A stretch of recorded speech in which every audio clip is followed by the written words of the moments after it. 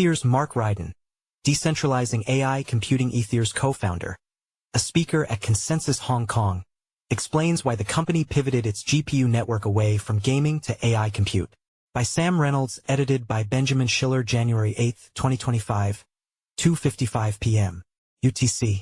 Aethir's decentralized graphics processing units, GPUs, network began as a solution for cloud gaming, but co-founder Mark Rydon says the company is now focused on artificial intelligence, an industry where soaring demand for compute power is driving up GPU value and colliding with U.S. China geopolitics.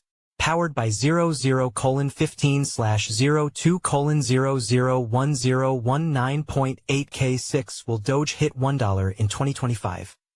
.STLP0 fill. Hashtag FF3E5F. .ST1 fill. Hashtag FEF. .ST2 fill. Hashtag FF3E5F. Shared ALSX. 1. Isolation. Isolate. .CLSX. 2. Fill. Hashtag FF3E5F. .CLSX. 3. Fill. Hashtag FFF. NextStayAethir, founded in 2022, is one of the most talked about protocols in the decentralized physical infrastructure, DePIN, space because of its real-world utility. DePIN protocols are networks where people collaborate to offer a service in exchange for a token.In. The last year, the space has become extremely hot, with CoinGecko giving DePIN coins a $33 billion market cap. Hundreds of DePINs are appearing for every vertical imaginable, from flight tracking data to mapping. Aethir is one of the prominent projects in decentralized compute, showing that AI can be powered by distributed computing as well as large, centralized data centers. Aethir's journeyGPUs were once the sole domain of gamers. Companies like Nvidia and AMD raced to make their GPU chips more powerful, so that gamers could enjoy their virtual worlds with greater fidelity and resolution. And then, sometime around 2006, researchers at Nvidia discovered that the GPU's strength of parallel computing, which makes graphics better and better, was also good for crunching massive amounts of data and could accelerate traditional computing workloads. This series is brought to you by Consensus Hong Kong.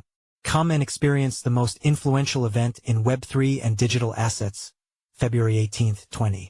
Register today and save 15% with the code CoinDesk 15. But this was 2006 and verticals like AI weren't on anyone's radar.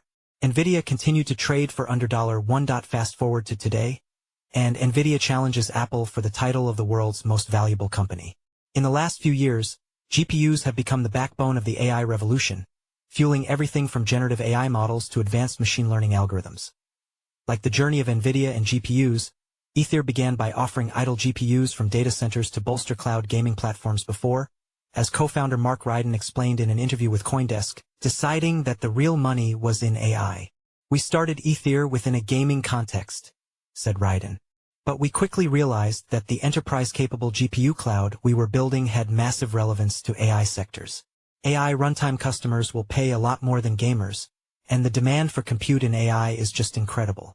Incredible indeed." TrendForce, a market research firm, puts the value of the AI server industry to be $205 billion, which is impressive as they estimate that the value of servers as a whole to be just over $300 billion. Aethir acts as a marketplace for GPU compute, offering idle GPUs to businesses needing on-demand capacity without the overhead of owning or maintaining their own hardware. For researchers outside of prestige institutions, this is huge. They can get access to the computing power without the massive capital expense of buying their own infrastructure. This is the most expensive compute that there's ever been, and if you're not efficient in managing that compute, it's a huge capital drain, Rydon said during an interview on the sidelines of DEFCON in Bangkok last November. "Our decentralized approach allows us to scale into regions that need compute the most but can least afford it. Know your customer, know your compute." Given Nvidia's leadership in the AI space, Chinese researchers are eager to get access to these ultra-powerful chips that are generations ahead of what's available domestically. But geopolitics have gotten in the way. The U.S. Department of Commerce prohibits the sale of Nvidia's most advanced chips, such as the H100, to China to keep Beijing one step behind. In August 2024, the Wall Street Journal reported that Chinese firms were bypassing U.S. export controls by renting decentralized GPU computing power abroad, using firms similar to Aethir. "We don't accept high-performance computing requests from places like China. You can't if you have H100s," Rydon said. "They're not meant to be in China. We geofence and don't allow that compute to onboard." For all the push towards decentralization in Web3, Rydon explained that Aethir isn't entirely permissionless. This is necessary for $100 million deals to happen, Rydon said. There needs to be a Web2 layer to track service agreements that define the performance and reliability standards for enterprise clients, and know your customer, KYC processes, which verify the identities of participants to ensure regulatory compliance. I don't think anyone knows how to build truly permissionless hardware networks, he said. The risk to your bottom line as a business is too high if someone can onboard and offboard whenever they want with no penalty.